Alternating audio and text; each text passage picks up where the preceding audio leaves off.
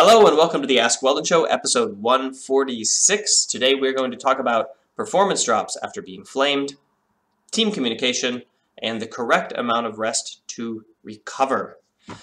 Updates.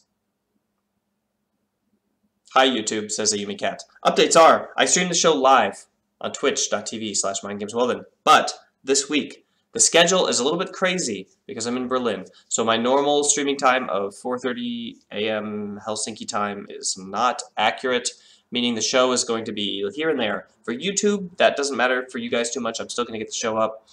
For Twitch, I will try to get a schedule down below the channel that reflects reality when I'm traveling. Second update is the sound on the show might be a little bit wonky. I hope that you guys are able to hear it and it comes through nicely. My mic here is not working for some reason and I haven't figured it out, but the webcam mic doesn't actually appear that bad. So please come join us live on the show, hang out with my subscribers and the viewers of the show, and before and after the show, we answer questions from you guys live on the stream, and so you can just, you can get your question answered there, or you can submit it via Twitter, #AskWeldon, or the Anchor app, anchor.fm/Weldon Green. All right, let's get into the first question, you guys. How to improve communication with the team? This question is from Vincius Gibbon on Twitter, and he asks, I have a 5-man, all-plat team with good knowledge of the game, but our comms are not very good. What to do? Okay, so the fundamentals of comm are split basically into two phases of the game, or 2 points of the game. You have laning phase and everything associated with coordination on the map, and then you have skirmishing and team fighting. Okay, and these are fundamentally different because in skirmishing and team fighting, most of your communication is going to be visual communication, and so your comms are going to shape a little bit differently. It's mostly going to be information about direction, up, down, left, right, communication about your cooldowns for CC related abilities so that people know when to layer their CCs. So you pulv on Alistair, you cast pulverize, and then you say pulv in 6, pulv in 4, pulv in 2, pulv is up, or direction like go up, go up, go up, go down, go down, go down. Or you're going to be saying things like, I will arrive at the fight in 10, 5, I'm here. So that people don't have to look at the minimap and try to gauge your Google Maps direction plot, calculation to figure out when you're going to get to the fight. Instead, they know approximately when you're going to get to the fight, and they can time their fight movements and their planning of their CC and how much they commit based on your timeline, basically. So those are the fight communications. Now, aside from that, you want to separate the communications into 2 phases of the game. You have the laning phase and the post-laning phase. In the laning phase, you want to communicate everything with the jungler. So, I have this amount of gold and I'm going to get this purchase. Now I win the 1v1. Now I lose the 1v1. What is your route? Where are you going? Okay, you're going to the top side, so I'm going to let the lane pull. I don't think that their jungler is here. You're coming bot side, so I'm going to push the lane so I can join you in the river and we can go look for their jungler. This is my item spike. I'm losing to this guy. I'm winning to this guy. We can win with you here. We can't win with you here.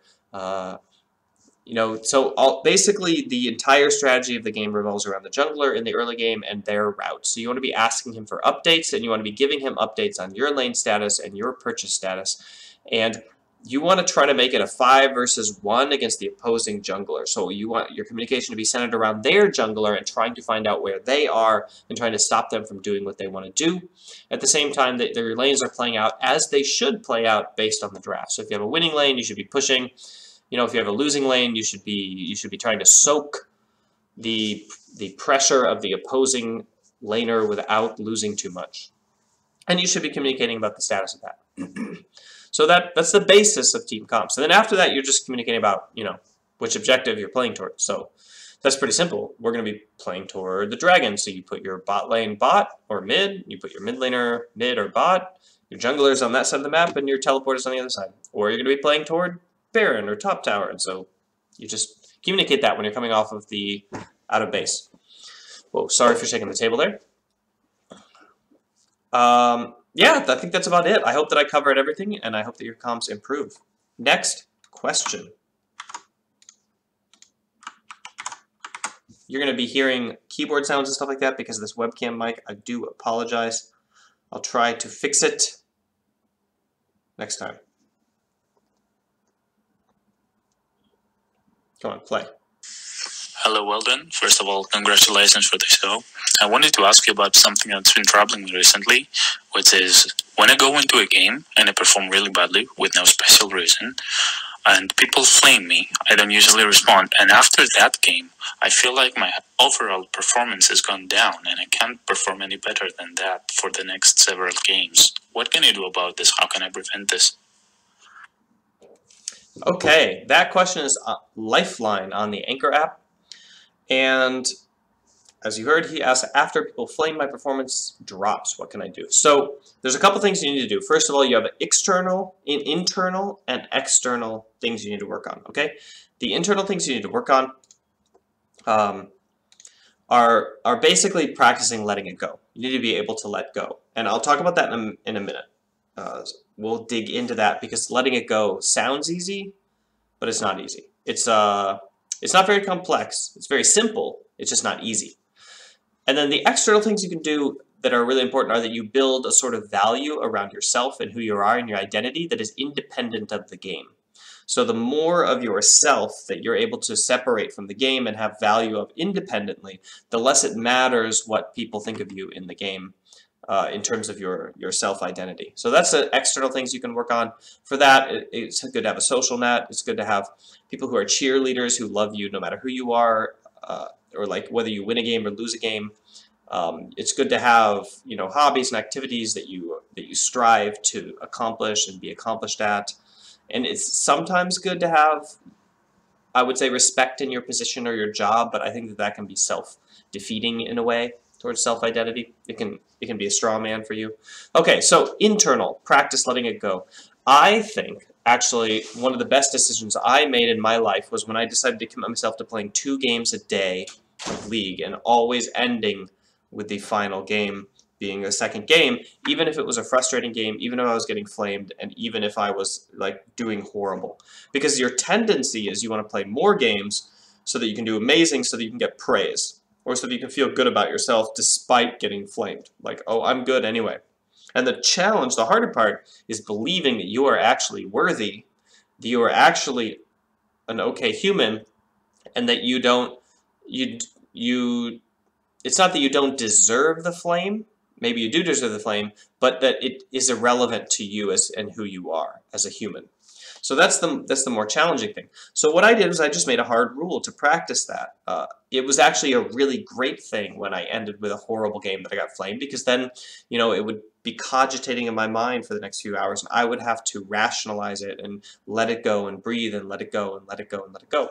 And in order to do that better, I started meditating. I developed my mindfulness acceptance commitment program. It really pushed me to a new, I would say, level in my life in terms of controlling my worries and anxiety through volitional control, not controlling them through like emotional control where you think of like grabbing it and holding it, but more like accepting it and letting it, I would say, in a way, pass through me. And that helped me a lot prepare for parenting, actually, although I'm still a horrible parent.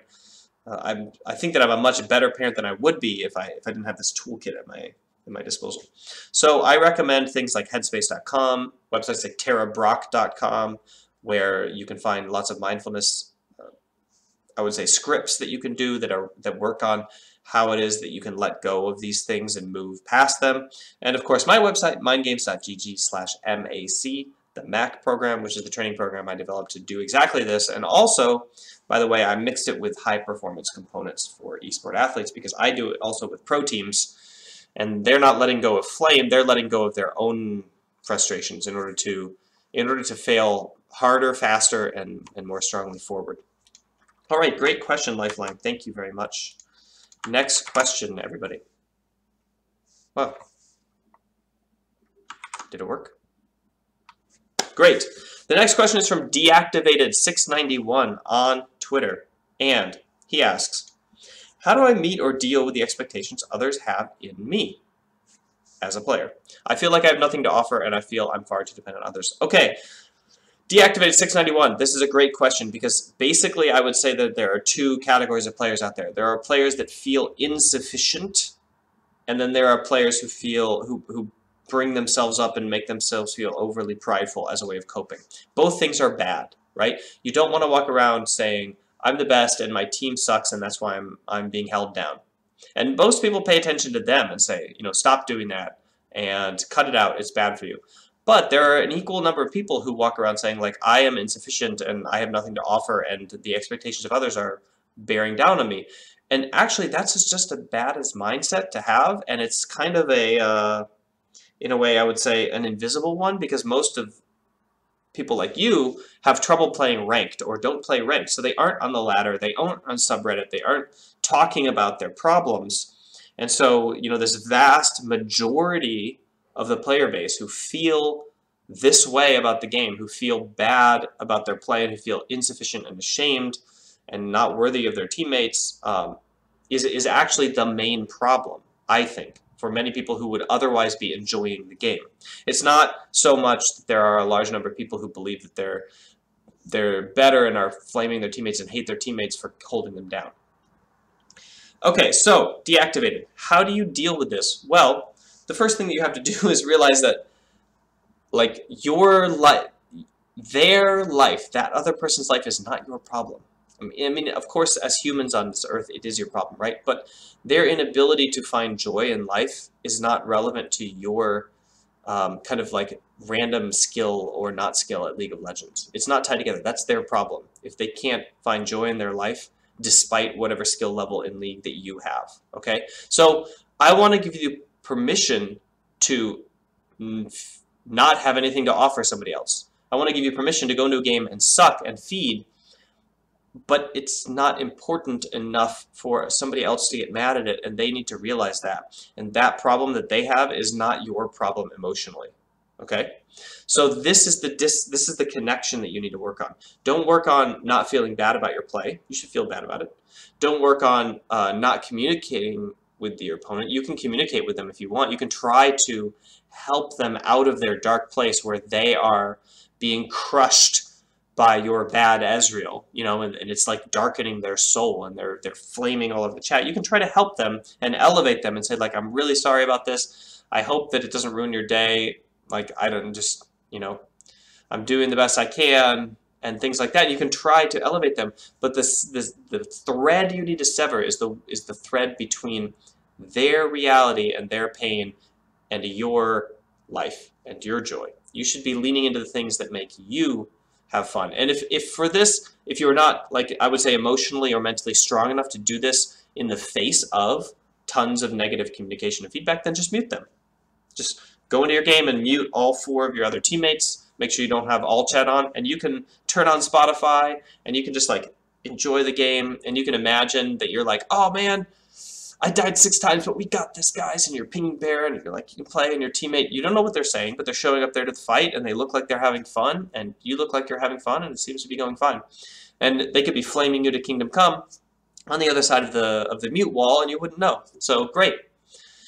And then if you want to work internally on severing that string, then I would say it's very similar to the first question of this show, which is you've got to deal with this internally and externally. Externally, you have to essentially fight to have expectations of others on you be a controlling factor in your life. Your expectations that you have should be the ones that you have for yourself, and you need to escape from the expectations of other people by not having them communicated to you, by having expectations for yourself that are higher and more important and stronger than anybody else's, and that are your guiding light. So, like, I go into this game to have joy and escapism so that I can go back to my work and live a fulfilling work, for the benefit of my best friend who is real, who is here in front of me at work.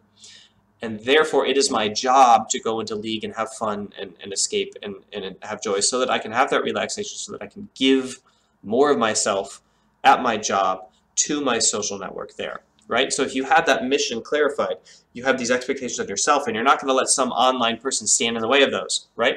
So strengthen the expectations you have in yourself so they're more powerful than kind of others. That's what you can do externally. Then internally, you need to work on your ability to, like, let it go, to sever that connection that I talked about before. Good luck. Check out the Mac program if you need help. mindgames.gg/MIC. Okay, next question is from Thomas, and I love this question. It's been a while since somebody asked it, although it does get asked pretty regularly. Let's jump in. Hi Weldon, Thomas here. This is a question about rest. So I think in the past you've mentioned that during your time with TSN, they only had something like 3 or 4 days rest during the entire summer split. And rest is something that I've been curious about for a while now. So my question is kind of twofold. The first question is, how much rest do I actually need to maintain peak performance? And how long can we go without needing rest? And my second question is, what does the body and mind consider to be rest? I.e., what do we need to do in order to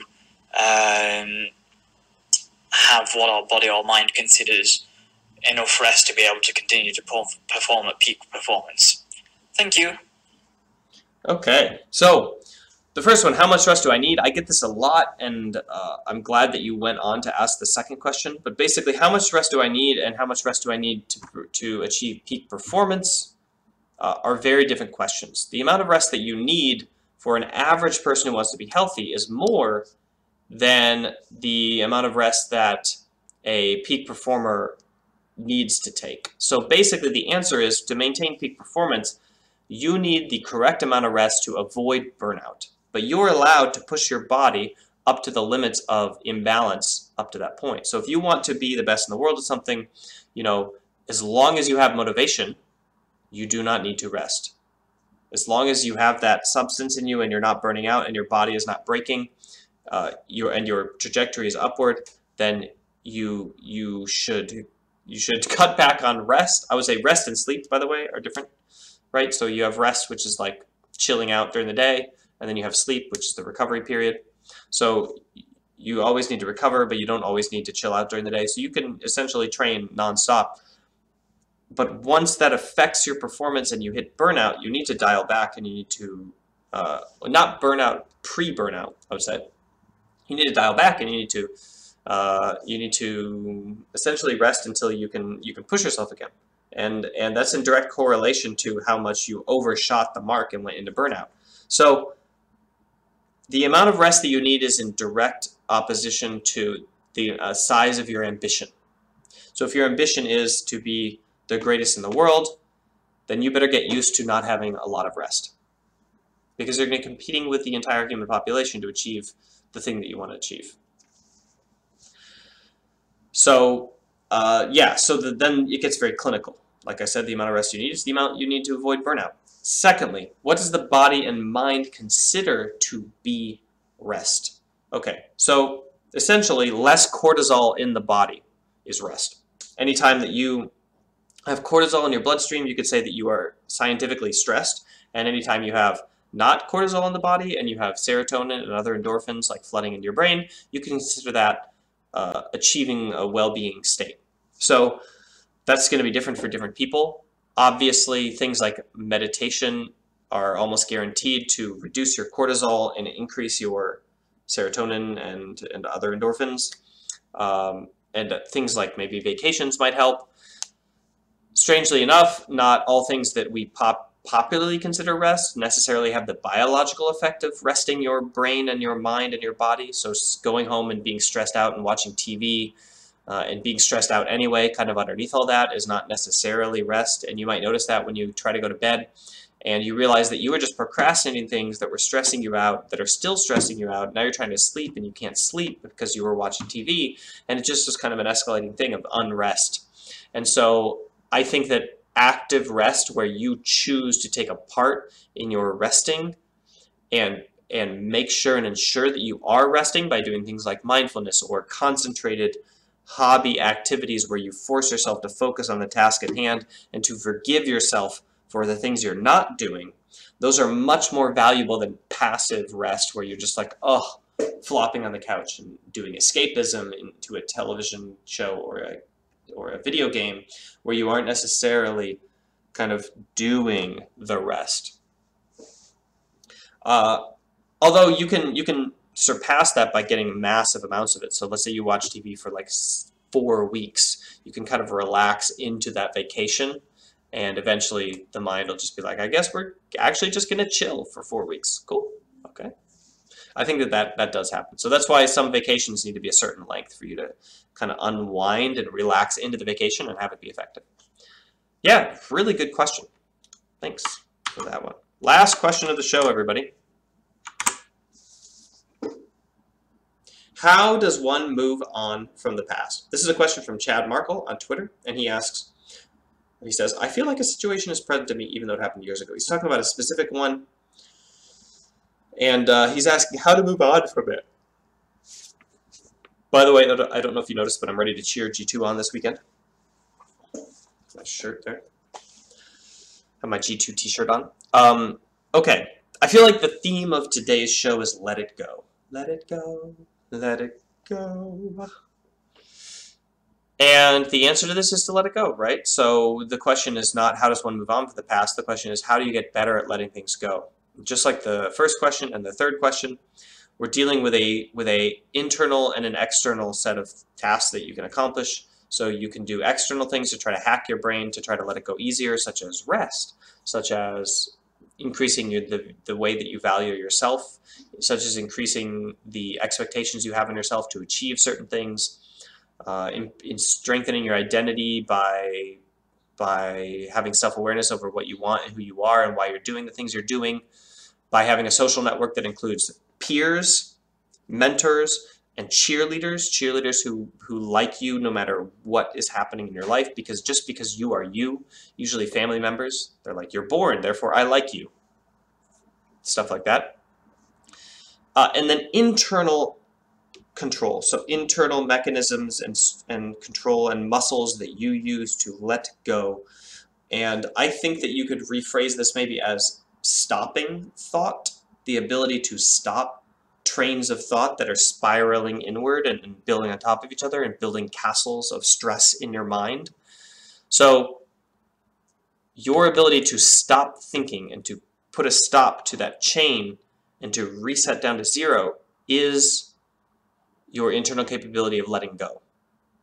And you can accomplish this by trying some self-talk techniques that they teach in sports psychology in self-talk training, which is the